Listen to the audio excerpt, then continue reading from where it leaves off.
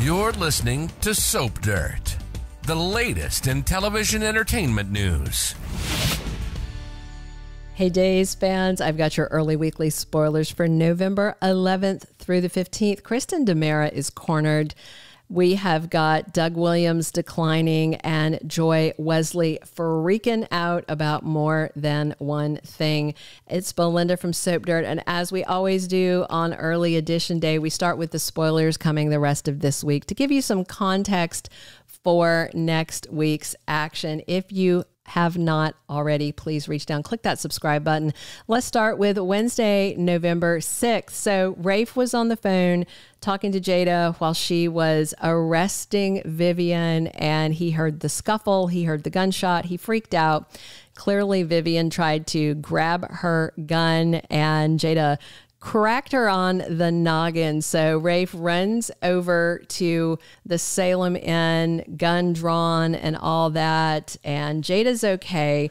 They got to get Vivian to the hospital. She's got a minor head wound that she more than deserved. And Rafe goes ahead, and at the hospital, he proposes to Jada with the ring that his cousin Javi was nice enough to let him have, since his mom did not want him to have it, which was kind of terrible. EJ tries to console Gabi over losing Stefan. She shows up over at the DiMera mansion on Wednesday with the divorce papers. She hasn't signed them yet. Rafe and Javi have both encouraged her, fight for him if you want him, but nobody has seen Stefan, so that's kind of interesting. And EJ trying to be nice is just going to irritate Gabi. And Clyde wants a favor from Chad, something mysterious. And of course, Chad wants to know where his wife Abigail's body is. So on Wednesday, it looks like Gabi may go ahead and sign the divorce papers because it looks like Stefan is just gone and is really done with her.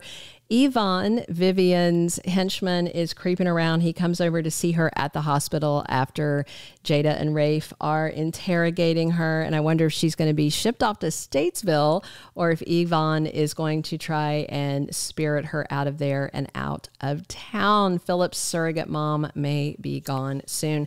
Thursday, November 7th, Gabi tells Javi, stay away from Leo. He's bad news. So it looks like at some point, maybe while she's getting those divorce docs done, that Javi runs into Leo. So they are not going to stay away from each other in the new Day of Days promo. They are hot and heavy and falling for each other. Johnny is just eaten up with guilt while he is with Chanel, because not only did he call her a cheating slut, but he is a cheating slut. So he is feeling really bad, and especially worse now that he has to see the woman he slept with at work. And Joy is playing a homewrecker, which in their personal lives, she has the potential to be as well. Joy is perfectly happy to keep this all quiet because she doesn't want this all to come out. Her mom, Nancy, has left town, and Joy just wants to settle into her new role as a soap star without soapy drama in real life. Jada and Rafe head back home to the Hernandez house and announce to everyone that they are engaged. They are so happy. I hope this works out for Rafe because none of his other relationships ever do. He generally gets dumped a whole lot. I think Ava might be the one person he dumped. Otherwise, he usually is the dumpy. Stephanie and Alex talk about the awkwardness of their situationship. You know, they slept together at work. Kate's told them to stay apart. They live across the hall from each other. It's just really, really messy, and it's about to get even messier because her ex-fiance, Phillip, is back in town and still interested in her. Friday, November 8th, we have Julie taking care of Doug. So there's something going on with Doug. And obviously, you'll remember that Bill Hayes passed away in January of this year. And his last scenes aired, oh my gosh, I'm trying to remember when. Was it December maybe of last year? I'm trying to remember. I thought it was around the holidays, but his funeral, his memorial, Doug's funeral is December 4th, which aligns with the 15,000th episode of Days of Our Lives. And we are, less than a month from that. So we are going to see Doug's health take a downturn. And of course, they're using some kind of combination of, body double, face not shown, silver hair, things like that. So yeah, but his health is about to take a downturn. I cannot even imagine how hard this must be for Susan Hayes to have to film these scenes after living through losing her husband, Bill Hayes, in her personal life. And then, having worked with him professionally for so long, now she's got to lose him. All I have to say is she's an absolute professional and deserves an Emmy win for this work she's doing. Belle Black and Paul Narita are back for Marlena and John's wedding anniversary. The problem is John is not around for that wedding anniversary. He is missing, and Sarah tries to cheer up Maggie because it is the anniversary of her and Victor's wedding, and Brady stops by to talk to her, and that's when he finds out that Kristen is withholding Sarah's treatment, trying to get her hands on Titan, and he heads over to confront Kristen, and things are going to get really messy. Heading into the week of November 11th through the 15th, we have Brady hitting Kristen with an ultimatum about their relationship.